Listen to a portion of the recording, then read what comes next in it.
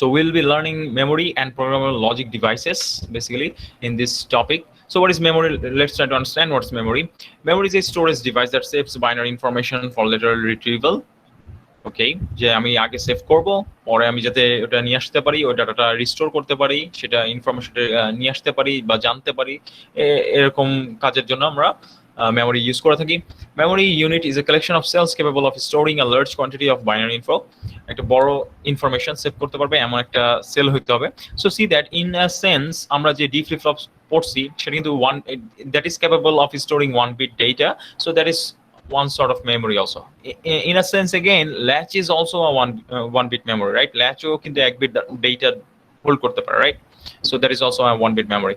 So if we differentiate memory, there are two types of memories. Basically, one is RAM and another is ROM. RAM হচ্ছে random access memory. The thing is RAM হচ্ছে লাগা read এবং write করতে পারে। আর ROM যেটা বলতেছি আমরা read only memory, নামই বলে দিচ্ছি read only, শুধুমাত্র read করতে পারে। There is no option for writing. Just initially আপনার ডাটা একটা প্রোগ্রাম করে দিবেন, এরপরে you can not change that data. It's like CD আগের যুগে যেরকম আমাদের সিডি ছিল, ডিভিডি রম ছিল, ডিভিডি ছিল, সেইগুলোতে আমরা কি করতাম, once we write a data and we can not go back, ঠিক আছে, আমরা আর চেঞ্জ করতে পারতাম না, আগে করা যেত। এখন তো রিরাইটেবল পাওয়া যায়। It's not, I am not talking about those, আগের কথা বলছি আমি, ঠিক আছে। সো মেমোরি দুইটার অপারেশন হয় অ্যাকচুয়ালি, মেমোরি রিড এবং মেমোরি রাইট। মেমোরি রিড কি জিনিস, আসলে ভিতর থেকে বাইরে ডাটা ট্রান্সফার হবে, মানে মেমোরির ভিতরে আছে সেখান থেকে মেমোরির বাইরে ডাটা ট্রান্সফার হবে। So process of transferring stored info out of memory. আর রাইটটা কি, আমি ডাটাটা ভিতরে মেমোরির ভিতরে ইনসার্ট করব, ঠিক আছে। So process of storing new info into memory. So মেমোরির ভিতরে আমি স্টোর করছি। ইটস সামথিং লাইক ওই যে সিডি যখন আপনি রাইট করেন, that is the right process. CD যখন আপনি একটা গেম কপি পেস্ট করতেছেন, something like that, সেটা হচ্ছে read process, something like that.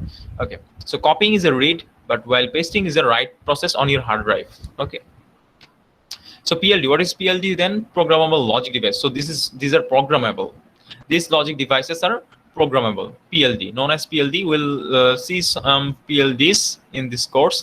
So PLD is the read-only memory. Again, it's a read-only memory. That means you'll be able to write this only once. মানে initially একবার খালি programme করে দিতে পারবেন, ওইটাকে আমরা প্রোগ্রাম বলি, ঠিক আছে। ইনিশিয়ালি একবার প্রোগ্রাম করে দিতে পারবেন, এরপরে আর চেঞ্জ করা যাবে না, ইউ ক্যানট গো ব্যাক, ঠিক আছে। Some very well-known PLDs are ROM, PLA, PAL. ঠিক আছে, we'll learn about ROM, PLA, PAL, but there is another thing called FPGA, which is very much popular.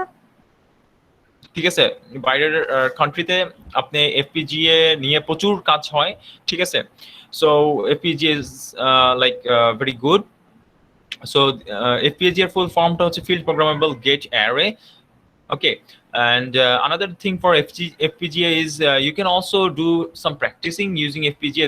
There are some resources, but not too much. কিছু কিছু resource আছে, সেই resource গুলা are available on the internet, and there are some online courses on FPGAs. খুব simple লেভেলের online course আছে, but you require to buy a board. The problem with FPGA is that the lowest capable FPGAs are around কিরকম price, মনে হয় 5-6 হাজার টাকা, সবচেয়ে কম দামি গুলোর দাম হচ্ছে 4-5 হাজার টাকা করে হবে, ঠিক আছে। and it goes on, ভালো যেগুলো আছে সেগুলো 32 to 40,000 টাকার মতো পড়ে। So these are expensive things, FPGAs, but very important in designing circuits. এবং FPGA এর ক্ষেত্রে, while programming FPGA you need to use HDL. That's where another usage of HDL comes from, ঠিক আছে। Okay, data is stored. এখন PLD কিভাবে programme করা হয়? Data is stored in a PLD through a programming.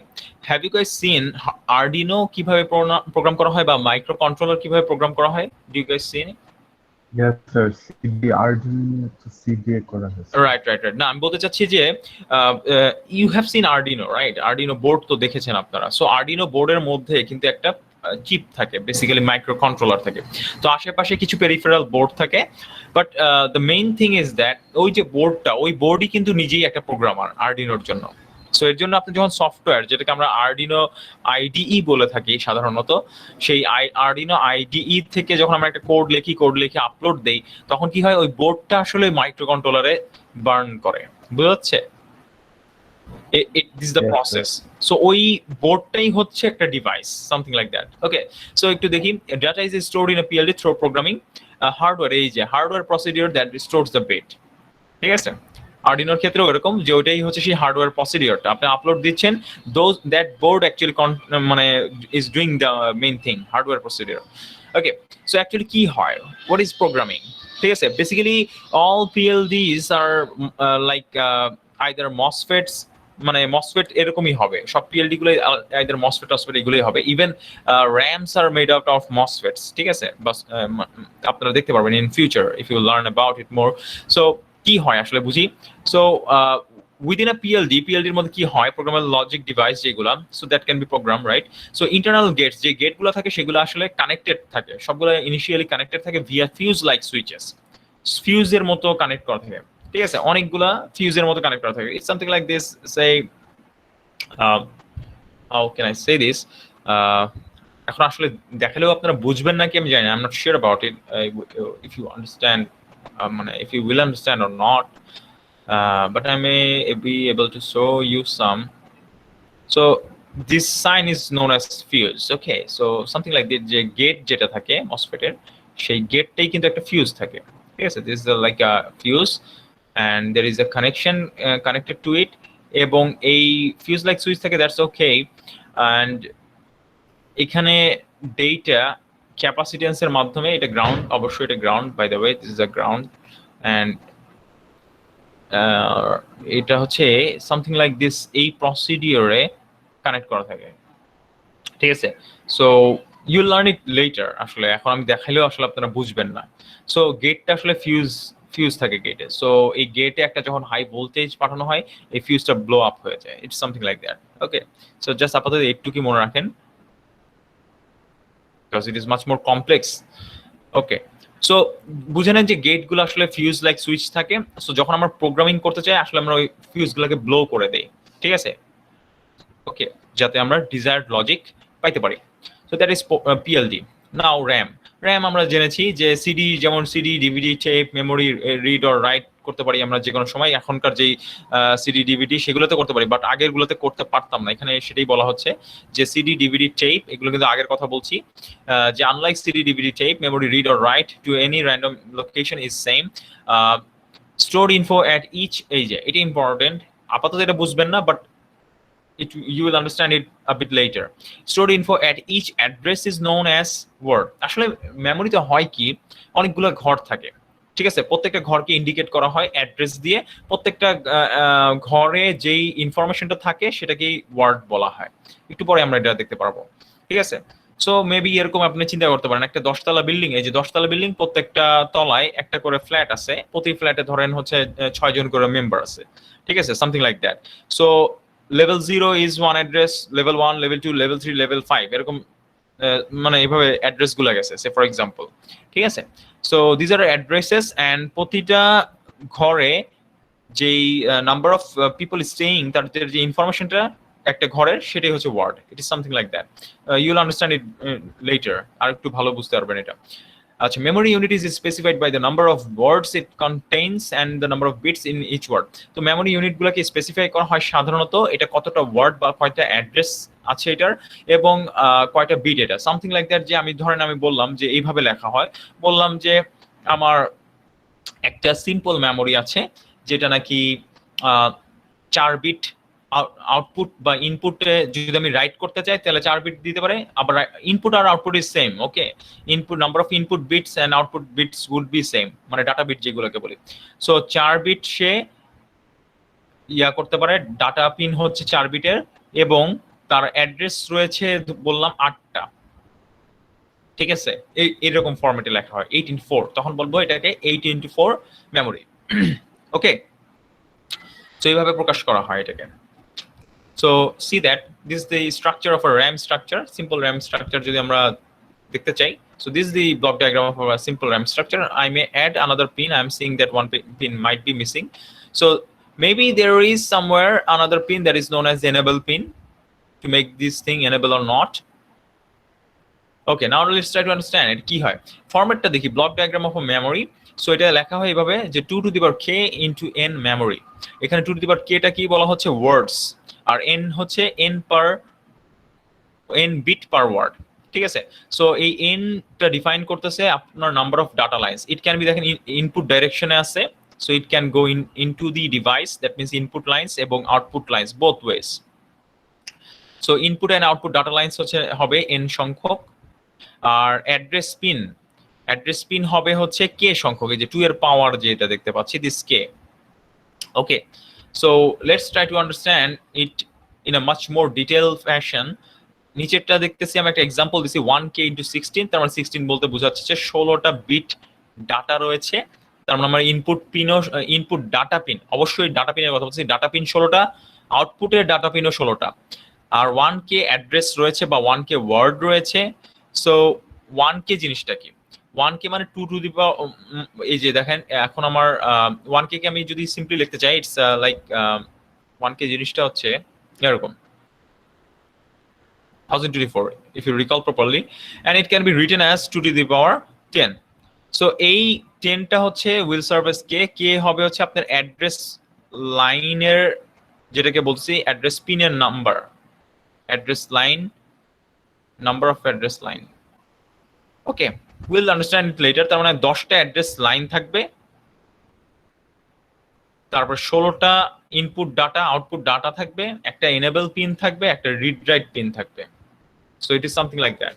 So এখানে 64k into 10 দেওয়া হয়েছে, 10 হচ্ছে আমার ইনপুট আউটপুট বিটের সংখ্যা, 64k হচ্ছে আমার অ্যাড্রেসের সংখ্যা, তার মানে আমার অ্যাড্রেস পিন থাকবে হচ্ছে 16টা। এখানে ডান দিকে কিভাবে এটা কাজ করে মোটামুটি একটা ধারণা দেওয়া হয়েছে আপনাদের, try to understand this one. So এই যে দেখেন এটা হচ্ছে 1k ইন্টু 16, এই যে এটার এক্সাম্পলটা দেওয়া হয়েছে 1k ইন্টু 16 মেমোরি। দেখেন প্রত্যেকটা ঘরে দেখতে পাচ্ছি সবাই যে এইটা ধরেন জিরো অ্যাড্রেস, ফার্স্ট অ্যাড্রেস 0 থেকে শুরু করে 1023, ওই যে একটা বিল্ডিং এর মতো চিন্তা করেন যেটা নাকি 1024টা তলা রয়েছে, শূন্য গ্রাউন্ড ফ্লোর, 0 থেকে শুরু করে 1023টা ফ্লোর রয়েছে। আমার কথা বোঝা যাচ্ছে? Do you understand what I am saying? Yes. Okay, so প্রতিটা ঘরে দেখেন, প্রতিটা ঘরে 16টা করে ইনফরমেশন রয়েছে বা 16টা বিট রয়েছে, দেখতে পাচ্ছি এই যে 101101 something, very long string of bits, right? So এই হচ্ছে 16টা ডিফাইন করতেছে এই 16কে। সো 16 বিট আউটপুট বা ইনপুট। সো এটা আমি ইনপুটও লাইন আছে আমার এখানে, ইনপুট আউটপুট লাইন দেখানো নেই, জাস্ট টু মানে একটু কমফোর্টেবল করানোর জন্য জাস্ট দেখানো হয়েছে। একটু পরে আমরা ইনপুট আউটপুট লাইন বুঝতে পারবো, কিন্তু তার আগে আপনাদেরকে একটু কমফোর্টেবল করানোর জন্য দেখানো হচ্ছে যে কিরকম করে ডাটাটা আসলে স্টোর থাকে এটার মধ্যে। সো অনেকগুলো ঘর আছে দেখতেই পাচ্ছি, এবং প্রত্যেকটা ঘরের করেসপন্ডিং একটা করে অ্যাড্রেস রয়েছে, ডেসিমেলে দেখলে এরকম আর বাইনারিতে দেখলে এরকম। এবং এই অ্যাড্রেসগুলো দেখেন যেহেতু 1k, সো আমার 0 থেকে 111 মানে 10টা 1, দ্যাট মিনস 1023 অ্যাড্রেস পর্যন্ত রয়েছে, ঠিক আছে? বুঝা যাচ্ছে? সো এই রকম একটা জিনিস।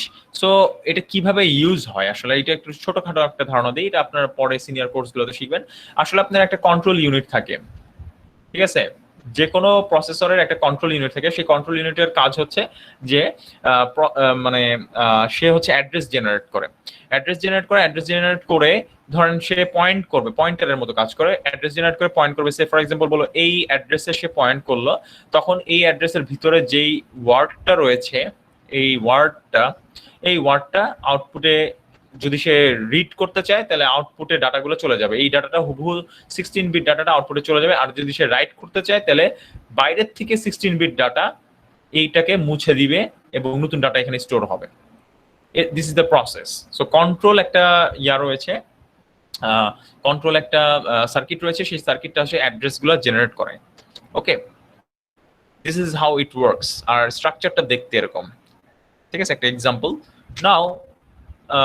Further for write and read operation, যখন আমরা রাইট করব মেইন জিনিসটা কি, ফর সেফটি ইস্যু আমরা যে কাজটা করি, রাইট করতে যখন আমরা যাব আমরা আগে ইনফরমেশনটা, ওয়ার্ডটা, যে দেখেন এটা কি বলে, আগে অ্যাড্রেসটা দিয়ে থাকি আমরা সাধারণত, প্রসেসটা খেয়াল করেন, আগে অ্যাড্রেসটা দিই, তারপর যেই ডাটাটা আমি রাইট করতে চাই সেই ডাটাটা দিই, তারপরে আমি আসলে অ্যাক্টিভ করি যে আমি রাইট করব। আসলে রাইট করার জন্য আমরা যে এই পিনটা ছিল, একটা পিন ছিল রিড রাইট পিন।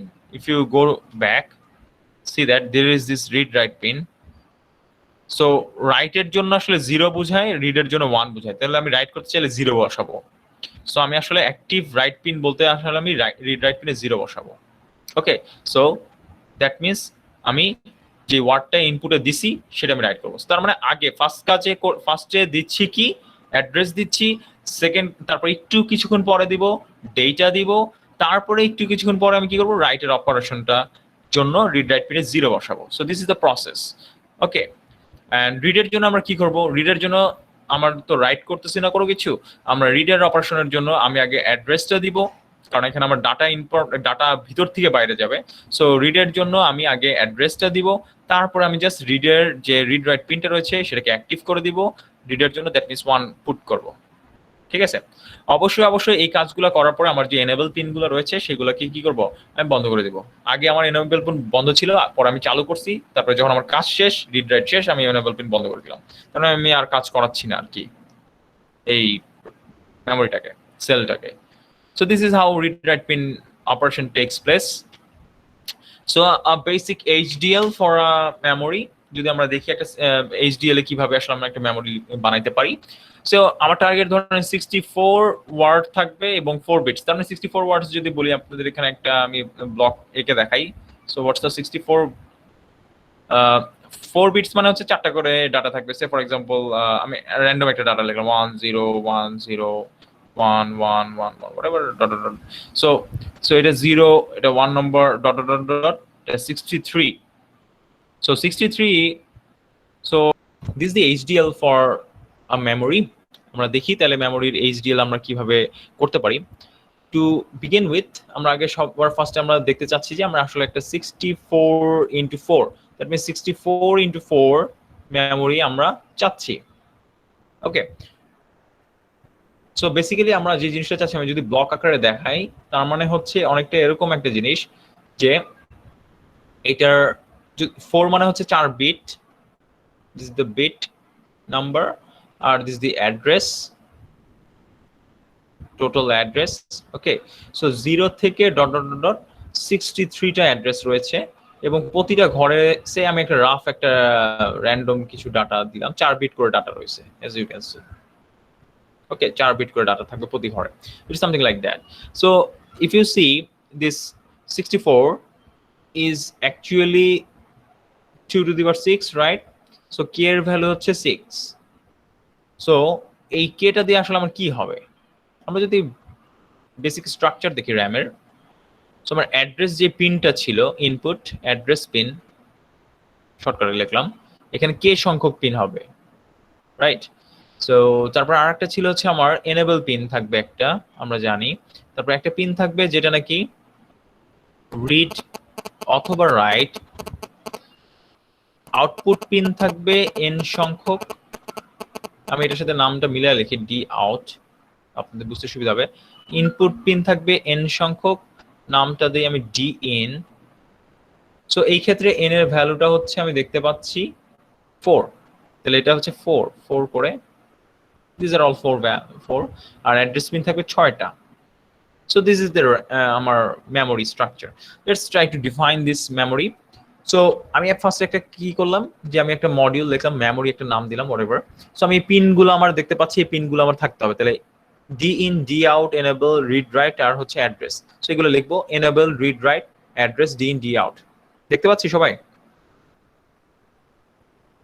বোঝা যাচ্ছে? Okay fine. সো এর মধ্যে দেখেন ডি ইন, ডি আউট, আমি এখানে তারপর ডিফাইন করবো অ্যাজ ইউজুয়াল ইনপুট কোনগুলো, আউটপুট কোনগুলো, সেগুলো আমি ডিফাইন করবো। আমরা জানি এখানে ইনপুট হচ্ছে এনেবল, রিড রাইট, এগুলো 1 বিট করে আপনারা দেখতে পাচ্ছেন, this are all 1 bit enable, read write. So আমি এগুলো ফার্স্টে বলে দিলাম, input, enable, read write, this are 1 bits. ঠিক আছে, এখন আমার যে অ্যাড্রেস এবং ডি ইন রয়েছে, আমরা জানি ডি ইন হচ্ছে 4 বিটস। 4 বিটস এই যে আমরা এখানে দেখিয়েছিলাম 4 বিটস, ডিন হচ্ছে 4 বিটস। এই 4 বিটস কে ডিফাইন করার জন্য আমরা জানি 320 এইভাবে আমরা লিখে থাকি, তাই না? আবার অ্যাড্রেসটা হচ্ছে লাগা 6 বিট, এটার জন্য আমরা তাহলে কিভাবে লিখবো 520 নাকি? আবার ডি আউটটা হচ্ছে আমার আউটপুট, সেটাও 4 বিট, সেটাও আমার 320 হবে। ওকে, সো এখন আমরা একটু দেখি এটা কি কিভাবে ডিফাইন করলাম। তাহলে আমরা ইনপুট বলতেছি, এই যে দেখেন 320 ডি ইন, তারপরে আউটপুট বলতে, তারপরে আরেকটা ইনপুট বলতেছি আমরা যে 520 অ্যাড্রেস এডিআর। এখন আউটপুট এই যে ডি আউট যেটা, সেটা কিরকম, সেটা হচ্ছে রেজ টাইপ, কারণ এখানে আমরা ডাটাগুলো হোল্ড করে রাখতে হবে। So it's a reg type, এবং এই আউটপুটটাকে আমরা অলওয়েজ ব্লকের মধ্যে অ্যাসাইন করবো। সো এর জন্য এটা আমার রেজ টাইপ হবে। সো আউটপুট হচ্ছে রেজ 320 ডি আউট বলতেছি, দ্যাট মিনস এইটা 4 বিট যেটা। এইবার হচ্ছে আমরা আসল 64x4 যে ম্যাট্রিক্সটা সেটা তৈরি করবো, বা এই ব্লকটা তৈরি করব আমি। So how to define that, in order to do that আমরা যে কাজটা করব, যে আমরা যেহেতু একটা মেমোরি সেল, সো বলবো একটা রেজিস্টার তৈরি করো যেটা নাকি 4 বিট, কিন্তু এরকম 4 বিটের একটা ভেরিয়েবল নাম দিব আমরা। সে বললাম যে এখানে এটাই ইউজ করি আমরা, মেম একটা ভেরিয়েবল বললাম যেটা নাকি 4 বিট হলো, কিন্তু এই ভেরিয়েবলটার আবার বলতেছি কয়টা অ্যাড্রেস আছে, 64টা। ঠিক আছে, সো তখন হয়ে যাচ্ছে কি 64x4, okay, something like that. So আপনার এইভাবে আমি তৈরি করে ফেললাম আমার এই ব্লকটা, ডান দিকের এই ব্লকটা তৈরি করে ফেললাম। তারপরে অলওয়েজ অ্যাট আমি বলবো, এখন অলওয়েজ অ্যাট এর ফার্স্ট ব্র্যাকেটের মধ্যে যে জিনিসটা লেখা হয় সেটাকে বলা হয় সেনসিটিভিটি লিস্ট। এই সেনসিটিভিটি লিস্টের যে জিনিসটা করি আমরা সাধারণত, আমরা যদি কোনো যে ভেরিয়েবলগুলোকে, সেই ভেরিয়েবলগুলোকে লিস্ট করি যেইগুলোর চেঞ্জ হলে আসলে আমরা কোডটাকে ইভালুয়েট করতে চাই বা অলওয়েজ ব্লকটাকে ইভালুয়েট করতে চাই। সো আমরা এনেবল এবং রিড রাইট কে দিয়েছি এখানে সেনসিটিভিটি লিস্টে। আমি বলতেছি এনেবল অথবা রিড রাইট, যদি ডেটা চেঞ্জ হয় তাহলেই নিচের ব্লকটা ইভালুয়েট হবে। সো চেঞ্জ হলে কি বলতেছি আমি দেখেন, ইফ এনেবল, দ্যাট মিনস এনেবলে যদি 1 পাই আমি, ইফ এনেবল ইজ ট্রু, তারপর আমি সেকেন্ড চেকিংটা কোথায় যাচ্ছি, if read write is true, that means if read write equals 1। আচ্ছা, রিড রাইট ইকুয়ালস 1 মানে কি, কোন ফাংশন, আমি মেমোরি, সো ফার আমি মেমোরি এনেবল করলাম, রিড রাইট ইকুয়ালস টু 1 মানে কোনটা বোঝাচ্ছে, কোন অপারেশন, রিড নাকি write? What do you think? আমার কথা বোঝা যাচ্ছে? Can you answer? Read write is true বলছে ওখানে, তাহলে এটা কোন অপারেশনটা হবে, রিড হবে নাকি রাইট হবে? What do you think? দেখেন আপনাদের চোখের সামনেই আছে দেয়া। সো ফার্স্টে আমি চেক করছি, আমি মেক শিওর করছি এনেবল পিনে 1 আছে। সো ফার্স্ট আমি মেক শিওর করছি এনেবল পিনে 1 আছে, যেটা নাকি এটা। তারপরে মেক শিওর করতেছি যে রিড রাইটে 1 আছে। সো রিড রাইটে 1 মানে কোন অপারেশন, রিড, এক্স্যাক্টলি। রিড রাইটে 1 মানে হচ্ছে কিন্তু রিড অপারেশন, ওকে। সো নেক্সট আমি এনশিওর করছি if read write is equals two true, that means আমি রিড করতে চাচ্ছি। রিড করা মানে কি, ভিতর থেকে ডাটা বাইরে পাস করা, ঠিক আছে, মানে ডি আউট আমি নিয়ে যাব, তার মানে ডি আউটকে আমি অ্যাসাইন করব এখন। আর আমার অ্যাকচুয়াল মেমোরি কোনটা, অ্যাকচুয়াল মেমোরি কিন্তু এইটা, তাহলে এইখান থেকে ডাটা আমি বাইরে নিয়ে যাব, ঠিক আছে। সো আমি বলতেছি ডি আউট, এই যে ডি আউট যেটা আউটপুটকে আমি অ্যাসাইন করতেছি, D out is equals two memory যে ভেরিয়েবলটা আছে সেটার অ্যাড্রেস, যেটা আমার ইনপুট আমি অ্যাড্রেস দিব অবশ্যই মেমোরির, আমি থার্ড ব্র্যাকেটে বলে দিচ্ছি যে অ্যাড্রেসটা দিব সেই অ্যাড্রেসটাকে তুমি রিড করবা, ঠিক আছে, ইন্ডেক্সের মতো। এই অ্যাড্রেসটা হচ্ছে অনেকটা ইন্ডেক্সের মতো, ইট ওয়ার্কস অ্যাজ ইন্ডেক্স, ঠিক আছে। সে ফর এক্সাম্পল আমি বললাম যে অ্যাড্রেসে আমি একটা ইনপুট দিলাম সামথিং লাইক 0, তাহলে কি হবে, মেমোরি অফ 0 যদি বুঝায় তাহলে বুঝাবে ফার্স্ট যেটা, সেটা যে 4 বিট ডাটাটা আছে সেটা ডি আউটে নিয়ে যাবে, বুঝাচ্ছে? So something like that. So if read write is equal to true, if read write is true, then d out is equal to memory of address. Else কি হবে, else মানে কি, read write false হবে। read write false মানে কি, এটা ছিল আমার, আমি দেখলাম যে read operation, read write false হওয়া মানে কি, read write এ 0 আছে, that means it's a write operation. write operation হলে কি হবে, আমার উল্টা আমি এইখানে রাইট করব আউটপুট থেকে, মানে আমার ইনপুট ডাটা ডি ইন থেকে, তার মানে কোথায় ডাটা ঢুকবে, এই সেলের মধ্যে ডাটা ঢুকবে। তাহলে আমি এটা কিভাবে লিখবো, তাহলে আমি অ্যাসাইন করবো কাকে, অ্যাসাইন করবো কিন্তু এবার মেমোরি যে ভেরিয়েবলটা রয়েছিল আমার সেটাকে, ম্যাট্রিক্সটা রয়েছিল সেটাকে। তাহলে বলবো যে মেমোরি অফ অ্যাড্রেস, যে অ্যাড্রেসটা আমার ইনপুটে দেয়া থাকবে সেই অ্যাড্রেসটাতে তুমি অ্যাসাইন করো, কি অ্যাসাইন করবো, ইনপুটে আমি কিছু ভ্যালু দিছি, সেই ভ্যালুগুলো 4 বিট যে ভ্যালু দিছি সেটা অ্যাসাইন করো। সো সে ফর এক্সাম্পল আমি যদি অ্যাড্রেসে আমি একটা ইনপুট দিয়ে দেই, সে বললাম যে 63 ইনপুট দিছি আমি অ্যাড্রেসে, তখন সে এটাকে পয়েন্ট করবে, কন্ট্রোলটা এটাকে পয়েন্ট করবে, পয়েন্টারটা। তারপর আমি কি করলাম, ধরেন ইনপুট আমি একটা ডাটা দিলাম, যে বললাম যে ইনপুট আমি একটা ডাটা দিছি যে 4টা 1, তখন কি হবে, এই পয়েন্টার আগে 63 অ্যাড্রেসে যাবে, তারপর ইনপুটের যে 4 বিট যেই ওয়ান ডাটা, সেটা কি করবে, আগের যেই 63 অ্যাড্রেসের ডাটা সেটাকে মুছে সব ওয়ান বানাই দিবে। সো সামথিং লাইক দ্যাট, এইভাবে আমার write operation will take place. ঠিক আছে, সো এইটা ছিল ইফ ব্লকের মধ্যে পুরোটাই। তারপরে এটা কি, if enable equals to true হইলে এই ঘটনা ঘটবে। ইফ এনেবল ইজ ফলস, যদি এনেবল ফলস হয়ে যায় তাহলে কি হবে, ডোন্ট কেয়ার, মেমোরি অপারেশন কোনোটাই হবে না। অ্যাকচুয়ালি তাহলে আউটপুটে কি আসবে,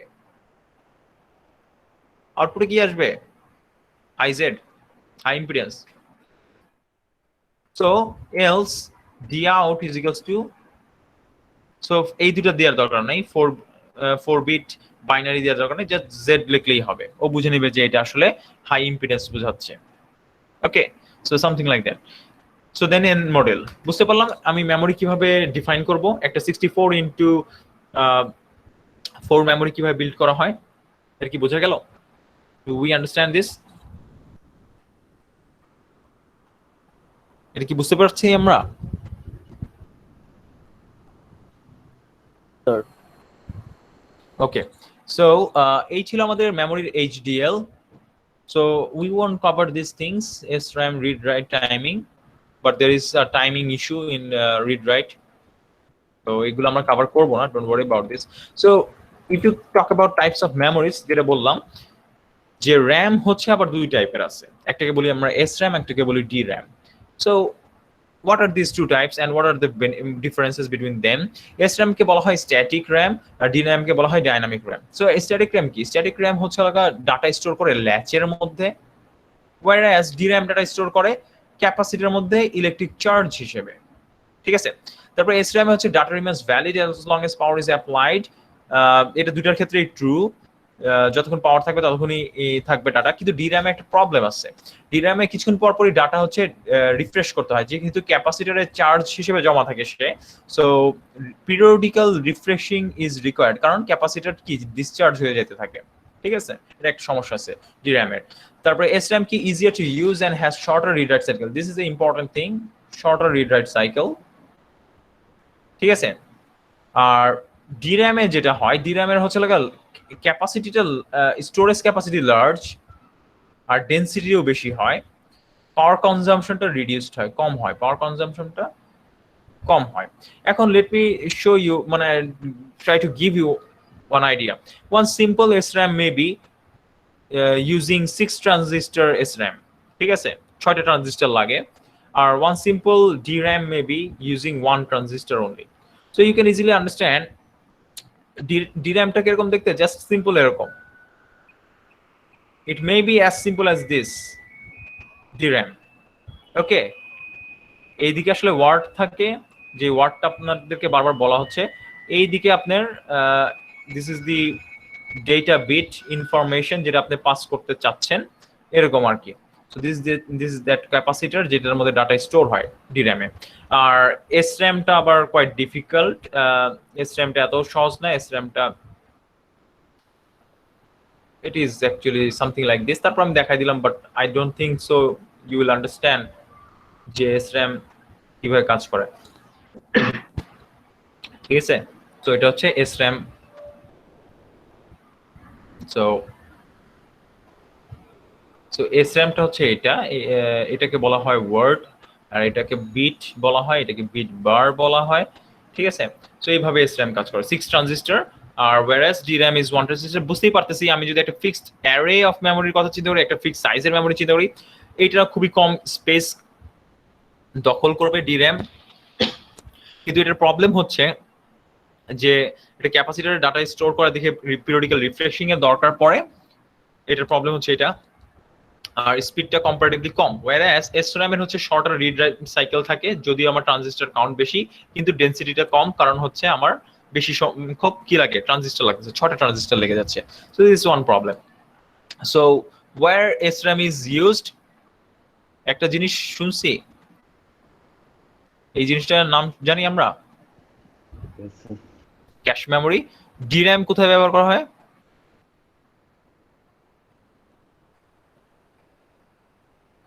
নাম শুনছি DDR, DDR5, DDR4. Right, exactly. So that is your two types of memory, SRAM and DRAM.